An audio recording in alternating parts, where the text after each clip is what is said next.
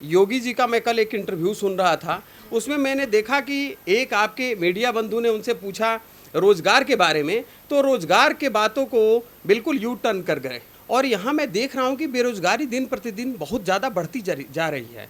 बेरोजगारी बढ़ने का मेन रीज़न है कि यहाँ कंपनियाँ नहीं हैं। अगर कंपनियां नहीं रहेगी तो बेरोजगारी ये बना रहेगी। योगी जी हमारे मुख्यमंत्री हैं, मैं उनका आदर करता हूं, लेकिन मैं उनसे अनुरोध करूंगा कि कम से कम धर्म न जात करे सबकी बात और रोजगार। उत्तर प्रदेश चुनाव की अगर हम बात करते हैं और बनारस उसमें काफ़ी चर्चा का विषय होता है, क्योंकि बनारस जब चुनाव की बात पर हम आते हैं तो बनारस विधानसभा अगर नॉर्थ को देखते हैं, वाराणसी नॉर्थ अगर विधानसभा को देखते हैं तो पीएम मोदी का संसदीय क्षेत्र भी रहा है। अब इस क्षेत्र में जिस तरह से और भी पार्टियां एक दूसरे को टक्कर दे रही, तो वहीं अगर हम बात करते हैं लोक जनशक्ति पार्टी की, तो लोक जनशक्ति पार्टी भी इस बार यहाँ पे चुनाव मैदान में जिस तरह से नज़र आ रही है। आज हमारे साथ प्रत्याशी यहाँ पर मौजूद है आशुतोष चौबे जी।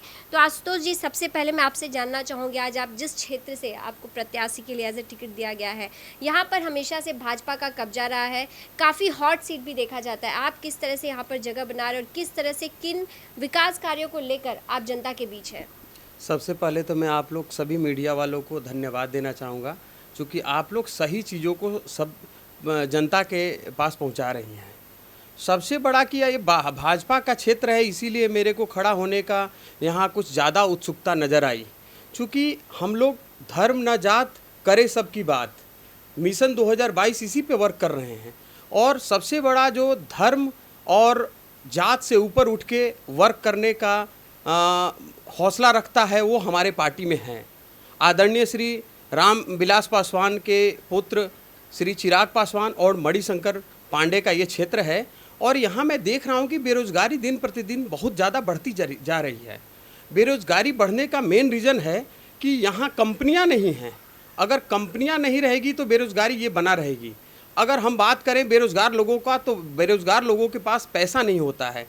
पैसा नहीं होता है, इसीलिए वो लोग व्यापार नहीं कर पाते हैं, और पैसे नहीं रहने के कारण जो बेरोजगारी हो रही है उससे निपटने के लिए या तो सरकारी नौकरियां चाहिए या प्राइवेट नौकरी चाहिए। सरकारी नौकरियां में कई स्थान रिक्त पड़े हैं जो कि भाजपा के सरकार उनको फिल नहीं कर पा रही है। आज हम चाहें, योगी जी का मैं कल एक इंटरव्यू सुन रहा था, उसमें मैंने देखा कि एक आपके मीडिया बंधु ने उनसे पूछा रोजगार के बारे में, तो रोजगार के बातों को बिल्कुल यू टर्न कर गए। और इसके बाद मैं बताऊं प्राइवेट कंपनियां, तो प्राइवेट कंपनियां बिल्कुल ही ना के बराबर वाराणसी जैसे क्षेत्रों में हैं, जो कि हमारे माननीय प्रधानमंत्री का क्षेत्र है। इस संसदीय क्षेत्र में लोगों को बेरोजगार रहना ये मेरे से देखा नहीं गया, और मैं इस मैदान में भाजपा को, कांग्रेस को और सपा को सबको चुनौती करने कूद पड़ा हूँ। आपने अपनी बातों में कहा ना जाति ना पाति, जाति को लेकर ही समीकरण जो है ज़्यादा करके देखा जाता है जब चुनाव होता है।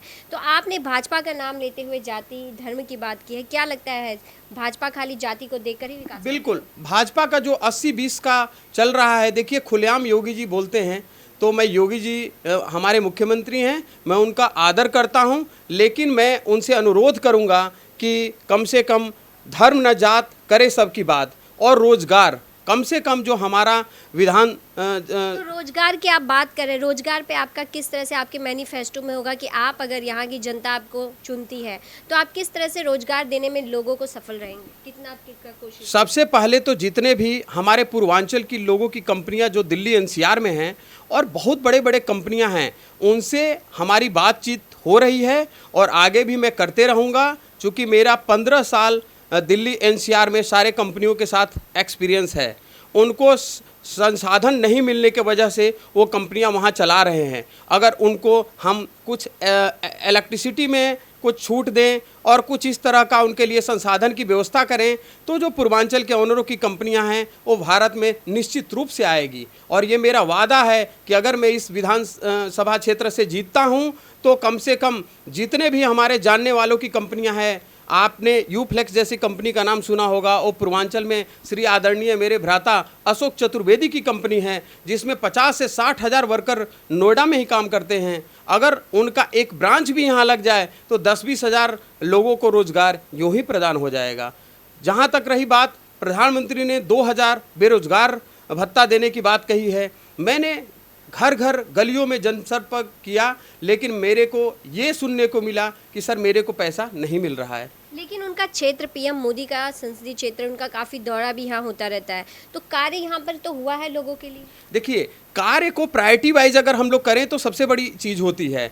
अगर हमारे को अभी भोजन की ज़रूरत है, तो रोज़गार की ज़रूरत है, और हमारे को कंपनी की ज़रूरत है, हमारे बच्चों को शिक्षा की ज़रूरत है, हमारे को मेडिसिन की ज़रूरत है, तो हमारे को सबसे पहले इस पे कार्य करना चाहिए, बाकी सारी चीज़ें उसके बाद में करनी चाहिए। मतलब आपने जो यहाँ पर समझा है कि वाराणसी नॉर्थ की जो ये विधानसभा है, यहाँ पर सबसे बड़ी समस्या बेरोजगारी को बेरोजगारी है। आज मैं अर्दली बाजार के चौराहे पे मैं जब भी जाता हूँ, मेरी आंखें आंसू से भर जाती है, क्योंकि मैं भी किसी टाइम में 1999 में बनारस में आया था, और 1999 में मैं अपने जो हमारे पूर्वजों की मकान है उसमें रह के और मैं भी नौकरी तलाशता था।